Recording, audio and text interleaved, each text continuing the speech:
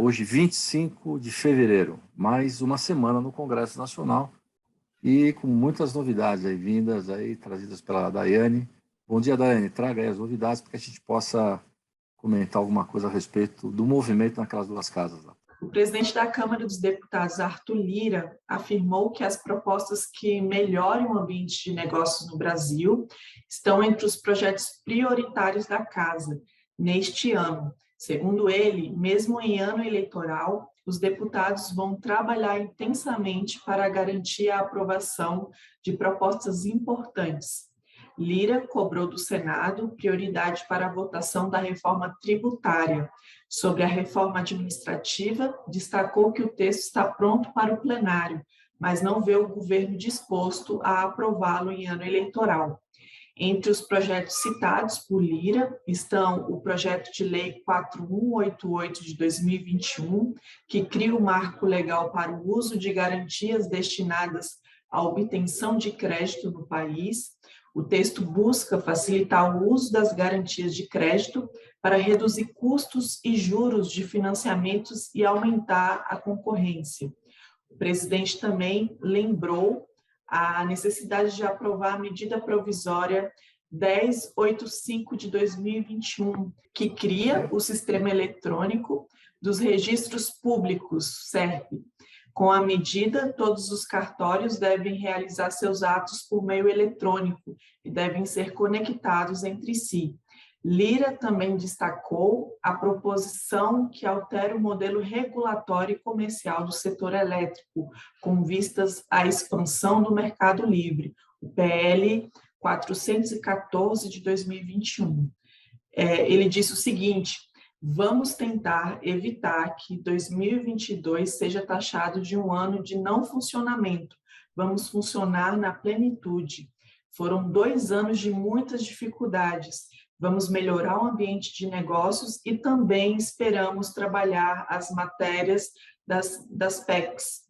Esperamos que o Senado vote a reforma tributária e, quanto à reforma administrativa, que está na Câmara, precisamos de uma mobilização nacional de quem paga a conta. Vamos continuar trabalhando para não causar nenhum tipo de instabilidade. Bem, presidente, qual é a sua visão em relação a essa declaração do presidente da Câmara? Bom, vamos lá. Primeiro comentar aí a ideia, que não tenha dúvida, que melhorar o ambiente de negócios é bom para todos, né? Alguns projetos que ele citou que são realmente importantes, na minha visão, essa PLE 4188, ele queria esse marco legal para uso de garantias destinadas à obtenção de crédito. Isso é trazer o governo para ser o elo garantidor, né? Você diminui um pouco a carga em cima dos bancos e facilita o crédito, especialmente para as pequenas empresas e microempresas. Então, ele é importante, sem dúvida, né? Outra medida, né, que traz também a 1085, é uma medida provisória, ela cria o Sistema Eletrônico de Registros Públicos, o SERP. Essa criação ela é importante porque começa, de fato, viabilizar, vamos dizer assim, a tramitação eletrônica de documentos. Isso é muito importante. Na verdade, tem que ter esse marco regulatório, precisa, de fato, forçar essa situação para que se comece a desmobilizar o uso de documento em papel, né? De fato, todo mundo use o critério da digitalização ou do documento criado originalmente como digital. Então, isso na verdade, é extremamente importante. O Brasil é um dos países mais avançados nesse critério. Então, acho que a gente tem que realmente louvar a aprovação dessa MP e que, de fato, ela se torne uma regra, uma lei, né, lá para frente, né, se transforme em lei, né. Uma coisa, o marco regulatório do setor elétrico, né, que isso é uma coisa importantíssima, né, quer dizer, Brasil é um país continente e tem sempre essas necessidades de ter um marco melhor comercial do setor elétrico. Então, não tenho dúvida que isso é importante. Agora, quanto à aprovação das PECs, que eles querem forçar uma barra, né, tanto o Lira, e está jogando isso nas costas lá do Senado, na verdade. Ele está dizendo, o Senado não tem a renovação aqui de ser menor, então o pessoal está garantido aqui no Senado, então vamos aprovar. Você, Senado, aprova e vai na ponta. Quer dizer, esse recado que ele está transmitindo. Mas você vê que quando se fala em reforma administrativa, não dá, não tem ambiente para isso, nunca vai ter ambiente para isso, né? É verdade? E que, ao meu ver, é o ato mais legítimo, né, do cidadão que está votando, a votar em quem? Naquele seu candidato que vai votar esse tipo de situação, porque é importante essa reforma administrativa. Nós precisamos ter uma reforma administrativa porque é um dos eixos, né? É um dos eixos para que a gente possa realmente reduzir um pouco a máquina administrativa, um dos eixos, não é somente isso, mas é um dos eixos, né? As privatizações, etc. Enfim, tem uma série de coisas que tem que ter um andamento importante naquelas casas. Isso é primordial para que a gente possa ter a noção da conta que nós, contribuintes, temos que pagar, porque, em última instância, na verdade, o orçamento do governo é feito com base na arrecadação que ele tem do contribuinte, tá certo? Então, a gente precisa ter realmente esse critério para que não se aumente a conta ainda mais já alta do contribuinte, né? Quer dizer, hoje o tributo é extremamente alto no país, e num país que tem grandes dificuldades, como é o Brasil, né?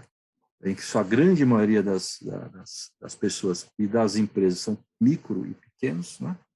Então, a gente precisa pensar em todo esse critério, né? Então, esse é um fator que a gente precisa tomar muito cuidado nessas aprovações. Bem, presidente, em relação à reforma tributária, o Lira cobrou agilidade no Senado para a votação da reforma tributária, que tramita naquela casa. A Câmara já aprovou o projeto de lei 2337 de 2021, que altera as cobranças no imposto de renda e estabelece cobrança de dividendos das empresas, e deve votar a proposta que trata da criação da Contribuição sobre Bens e Serviços, CBS.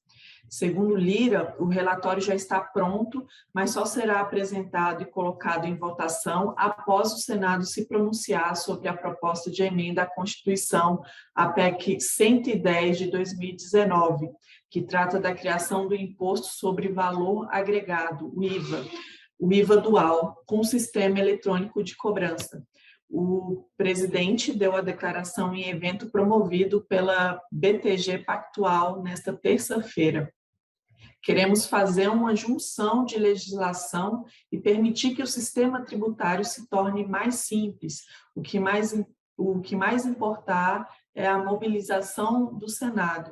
O presidente do Senado tem estabilidade de quórum para ter a votação mais tranquila do que a Câmara, e o trâmite lá é mais rápido, disse Lira.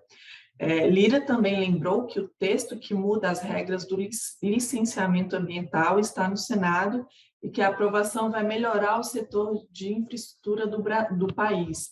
Outro projeto parado naquela casa é a proposta que autoriza a privatização dos Correios. Ele afirmou ainda: não podemos proibir a construção de uma estrada porque ela passa a 200 quilômetros de uma possível reserva quilombola, que ainda não foi nem demarcada. Essa questão segura muito o setor de infraestrutura. Estamos com essa pauta no Senado.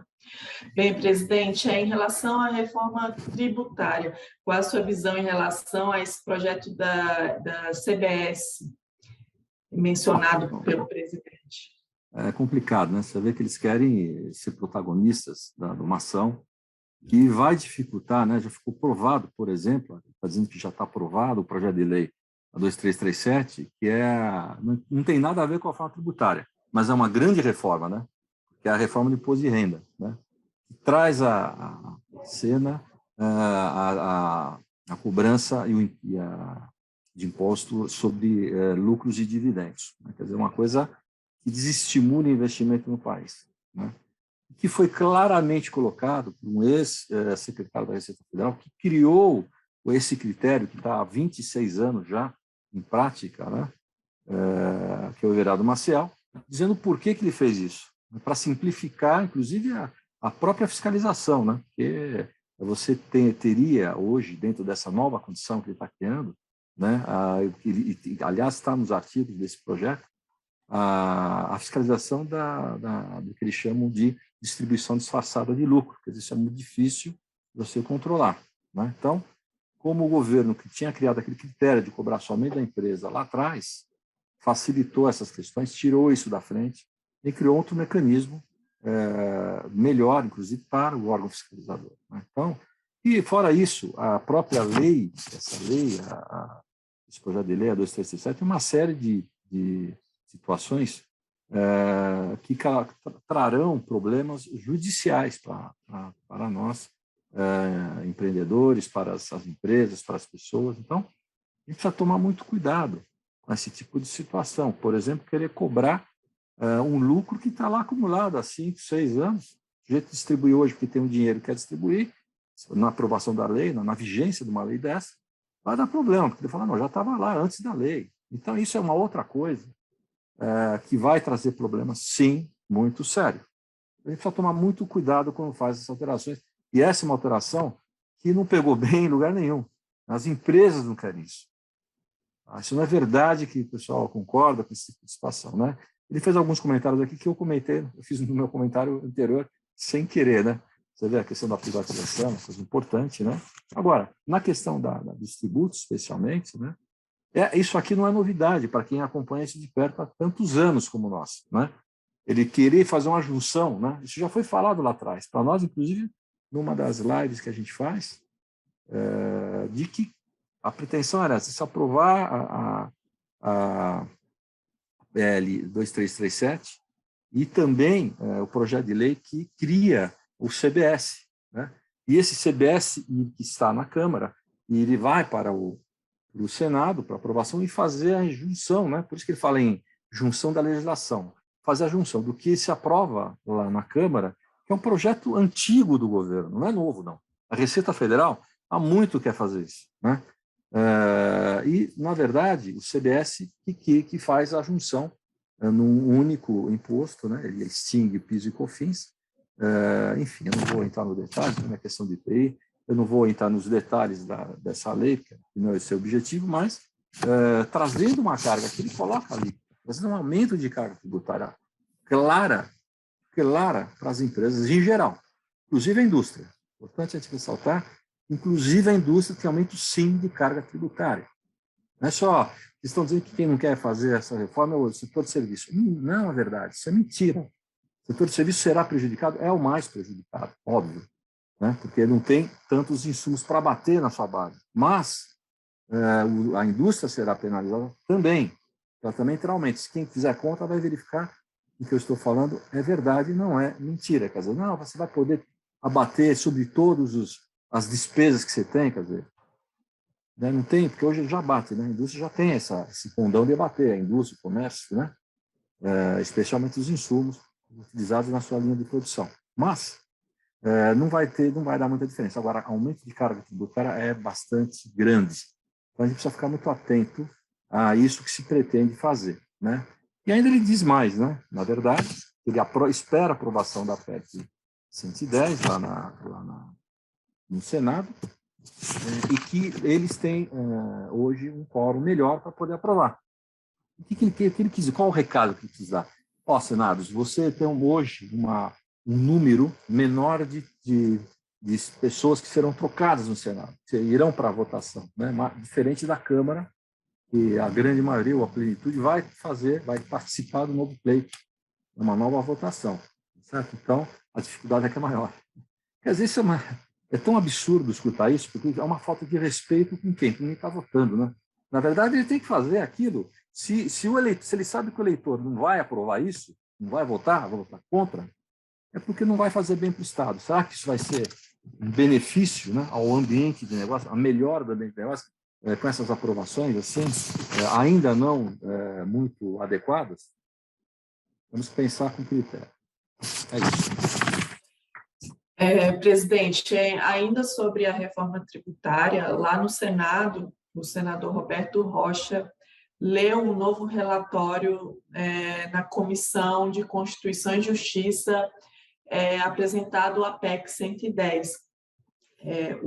Entre as principais alterações ao relatório inicial está a duplicação do tempo de transição do imposto de bens e serviços para estados e municípios, anteriormente previsto em 20 anos, e agora fixada em 40. Após a leitura do novo texto pelo relator, foi concedida vista coletiva com o compromisso do presidente do colegiado, o senador Davi Alcolumbre, de colocar em discussão e deliberação a matéria após a semana do Carnaval, ao destacar a presença na reunião de secretários estaduais da Fazenda, do Espírito Santo, Goiás, Minas Gerais, Mato Grosso, Pernambuco, Ceará, além de prefeitos e representantes de entidades interessadas, o senador Roberto Rocha afirmou que tem estudado incessantemente o assunto, sempre com o firme propósito de oferecer a melhor alternativa possível, que combine a melhor técnica com o atendimento dos anseios dos diversos segmentos da sociedade. Ele disse o seguinte: há uma convergência dos 3 níveis de governo pela primeira vez na história, além dos segmentos produtivos, cuja grande maioria apoia esta proposta. Ao destacar as 214 emendas analisadas, além de mais 3 recém-apresentadas, das quais 41 foram acatadas total ou parcialmente. Apesar de a matéria não ter sido debatida, alguns senadores já manifestaram algumas preocupações, em especial a compensações para seus estados ou regiões. A senadora Simone Tebet, do MDB Mato Grosso do Sul, afirmou que essa mãe de todas as reformas precisa ser enfrentada diante de 2 décadas de atraso. Ela diz o seguinte: é uma reforma que requer uma atenção muito especial. Nós estamos mudando de forma muito radical o sistema tributário brasileiro, especialmente a forma de tributar e que Estado vai ter dentro do bolo tributário maior participação nessa receita. Eu preciso ter segurança de que os estados do Norte, Nordeste e Centro-Oeste terão, pelo menos no período de transição, essa proteção, porque proteger esses estados significa proteger as pessoas que moram nesses estados. O senador Fernando Bezerra Coelho, do MDB Pernambuco, questionou o fato de o relator não querer tratar dos incentivos fiscais. Ele afirmou o seguinte: eu não posso contrariar os interesses superiores do meu estado nem da minha região. Se vamos votar uma reforma tributária, nós temos que definir quais são os incentivos regionais que vão prosseguir ou não. Da mesma forma, o senador Omar Aziz, do PSD Amazonas, se posicionou. Vários governos, desde Sarney, Collor, outros presidentes, tentaram fazer a reforma tributária e não conseguiram. Talvez a gente consiga fazer essa reforma tributária, que é importante para o Brasil, mas há questões aqui que afetam diretamente a economia do meu estado, e a minha atenção maior é sobre isso, disse o senador. Então, presidente, comente para nós sobre em relação a essas manifestações dos senadores, em relação à PEC 110. Bom, você vê que aí está meio que já atrelado, você vê que entre as coordenações talvez das lideranças, ou pelo menos dos presidentes das casas, né? Então, óbvio que ele vai forçar essa situação, mas eu não acredito, pela própria leitura aqui, que isso vá adiante, né? Você vê que houve agora, na virada do início do ano, algumas manifestações, a própria FENACON encaminhou uma manifestação lá para eles, mas nós não mandamos nenhuma vamos dizer assim, porque não deu tempo, não apresentamos nenhuma emenda a esta PEC, né? Não apresentamos. Mas, você vê, tinha 200 como você bem disse, 214 emendas analisadas, né? E ele acatou mais 3 novas, que são 217. E apenas 41 foram aceitas. Quer dizer, na verdade, tinha algumas emendas importantes lá, inclusive uma que era substitutiva, né? Do simplificar já, por exemplo, que não mexe em nada. Na minha visão, é a mais racional para o momento. Por quê? Ela simplifica e está aí. A gente tem uma tributação hoje no país que é extremamente disseminada e conhecida. A gente sabe quais são os problemas do ICMS, a gente sabe quais são os problemas do ISS, O governo está aprovando a nota fiscal eletrônica nacional, que inclui a padronização de tudo isso, inclusive do imposto estadual como do próprio imposto municipal. Quer dizer, se você simplifica a legislação, cria uma legislação única nacional, tanto para o CMS como para o Exército, de fato é o melhor caminho. Você não tem transição. Você cria regras, por exemplo, você quer se pague na origem ou no destino, cria-se uma regra só disso, mais nada. Acabou. Até porque hoje tem, em muitas situações, esse tipo de distribuição. Não é que não existe, já existe. Só que cria uma regra mais adequada, mais simplificada, todo mundo entenda. Acaba com a posição tributária, acaba com o DIFAL, acaba com tudo. E criar novas regras para o que está aí. Não criar um negócio totalmente novo que nós não conhecemos, dando um período de transição que já era um absurdo de 20 anos para 40 anos para os estados. Quer dizer, sabe, você faz uma mudança legislativa que, por estado, vai levar 40 anos para de fato, ocorrer. Quer dizer, sabe, qual é a lógica disso? Qual é a lógica desse tipo de situação? Só daqui 40 anos? Quer dizer, por estado tudo bem, né? Está tudo bem, eu estou garantido por 40 anos a minha arrecadação, não vai cair. Quer dizer, sabe, qual é a lógica disso? Não vai ter para esse problema de 40 anos não vai impactuar, não vai aumentar a burocracia por 40 anos do contribuinte. De fato, não vai. Pela regra aqui é 5 anos, né? Pela regra que eles estão querendo, que é 5 anos trabalhando com 2 tipos de tributo. Os atuais, mais esse novo que está sendo criado. Por 5 anos, que é muito tempo. É uma legislatura praticamente inteira do governo federal. Agora, 40 anos do Estado tudo bem. Daqui 40 anos a gente vê. Se tiver que mudar, daqui 40 anos a gente muda. E não vai mudar nada em termos de arrecadação, não sei. Essa loucura aí, criação de fundos para poder fazer essas compensações, isso é uma loucura. Percebe? Então, está tudo errado, na minha opinião. Tá tudo aí. Tem algumas opiniões aqui, você vê, que seguram porque querem defender a posição dos suas bases, né?